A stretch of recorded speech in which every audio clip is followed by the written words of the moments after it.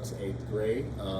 By now, you should have taken your pre-test for 8th grade Too Good for Drugs, and this is a good time for you to get your workbooks out and go to page 2 in our lesson, which our first lesson will be goal setting. Now, what is a goal? A goal is something that you want to achieve, something that's important to you, something you want to achieve in life. A goal could be anything. And today we're going to go over some stories and go over some steps on how to reach your goal. Now, I want everybody to look on page 2 where it says design your own goal. And here it has the 6 steps of reaching your goal and the 4 goal naming criteria. All right. So the first step we're going to talk about is name it. Before you can name your goal, it must meet the goal naming criteria. Now, with that, we're going to talk about 2 8th grade students named Rupert and Melanie. And Rupert and Melanie are at an 8th grade dance, and let's find out how they wind up together. Now, Rupert and Melanie have been close friends since they started middle school and enjoy spending time together. Melanie is a girl full of life. She's always smiling and is kind to others. Just last week, Rupert saw her stand up to a kid who was being picked on, and the bullies backed right off. It was at that moment Rupert realized that he liked Melanie more than just a friend. And with the dance a couple weeks away, Rupert announced his goal, saying, "I will ask Melanie to the end of the year dance." Now, let's explore how Rupert can accomplish his goal. Now, Rupert first must name his goal, and his goal must meet all 4 goal naming criteria, which the first goal naming criteria is personal. Now, with personal, it has to be a goal that's personal to you. It has to be a goal that you want to do, not anyone else. And it was Rupert's goal to take Melanie to the end of the year dance. Next, we have possible. This goal has to be something possible and something that you can do in a matter of time. And it is possible for Rupert to take Melanie to the dance. Next, we have positive. Now, with positive, you're not going to say, I won't put off doing my math homework. You say, I will complete my math homework. Next, we have specific. It has to be something specific to your goal, and it has to be something that you want to do, and it has to have exact date and time when you want to accomplish your goal. Now, with Rupert, his goal is to take Melanie to the year dance, so he has to figure out a specific date and a specific time he wants to ask Melanie before it's too late to ask her to go to the dance. Now, with that, the 4 goal naming criteria, there's the rest of the steps. We named the goal first, and Rupert's goal was to take Melanie to the end of the year dance. Next, you have to picture yourself reaching your goal, which is step 2. And Rupert is picturing himself taking Melanie to the end of the year dance, or Melanie saying yes, then him taking to the end of the year dance. Next is say I can. Rupert is saying, using positive self-talk and saying, I can ask Melanie to the end of the year dance. Step 4 is think how to do it. Now, this step is for action steps. You have to think of action steps to accomplish, to take Melanie to the dance, or action steps you need to take to accomplish your goal. Now, I want everyone to look on the right-hand corner of page 2 where it says Rupert's to-do list. And I want you to write down 4 action steps you think Rupert needs to take to ask Melanie to the dance.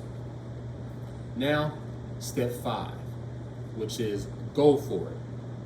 Now, after 3rd period, Rupert went to Melanie, and with a smile on his face and using some charm, he asked Melanie to the dance. And Melanie said yes.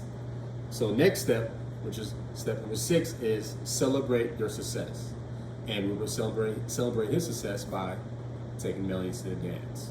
And with celebrate your success, it kind of gives you notion and kind of gives you motivation to accomplish more goals. Now, with that being said, the four goal naming criteria was personal, possible, positive, and specific. And we're going to look on page 3 where it says something's missing. Now, I want you all to read each goal that's in mind and figure out which goal naming criteria is missing. I want you to circle the icon and then revise the goal. The first one we'll do together. Now, the first one is Fiona's goal was to make the softball team because her best friend wants to try out with her. Now, which goal naming criteria is not being met? And the answer to that is personal, because her best friend wanted her to try out for the softball team. It wasn't her real goal. Now, how would you revise the goal? It says Fiona plans to learn to play the cello by the end of the year because she always wanted to learn to play. And that goal naming criteria that wasn't being met was personal, because what Fiona's best friend goal was impersonal to her. So for the next one, for Gina's goal, Cedric's goal, and Chandler's goal, I want you to write down which goal naming criteria is not being met and revise that goal. Now, on page 4, where it says my own goal, I want you to think of a goal that you want to achieve. It has to be a short-term goal, a goal that you can do within a week. So the next week that we're on here, you will have accomplished your goal, okay? Now, what you're gonna do is name your goal. You're gonna write down, is your goal personal? What makes it personal? Is your goal possible? What makes it possible? Is your goal positive? What makes it positive? Is your goal specific? And what makes it specific, okay? And write down each section, and it has to be a goal that you can do within a week. It can be anything that you think you can do within a goal that you can accomplish within a week.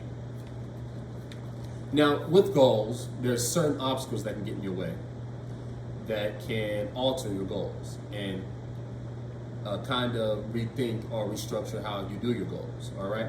And these are called external and internal obstacles. Now, external obstacles are obstacles that you can't control, such as power outage, weather, traffic.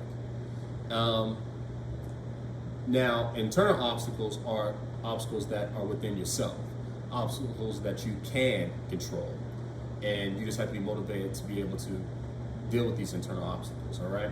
So on page 5, in the section titled What Can Get in Your Way,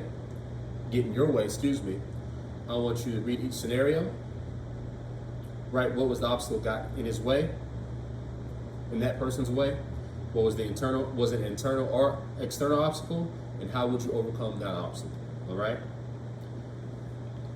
Now, at the bottom of page 5, there is a think how to do list and potential obstacles. And this is my plan section. Now on page 4, when you write down your goal and you finish what can get in your way of the internal or external obstacles, I want you to write down a action list on what you're going to do to accomplish your goals. And then at the potential obstacles section, I want you to write down 3 obstacles that can potentially affect you on how to affect your goal, or the different things that can affect you on your goals. Now, next week on lesson 2, we're going to talk about decision making and how to solve problems that can affect your goals or you in your life.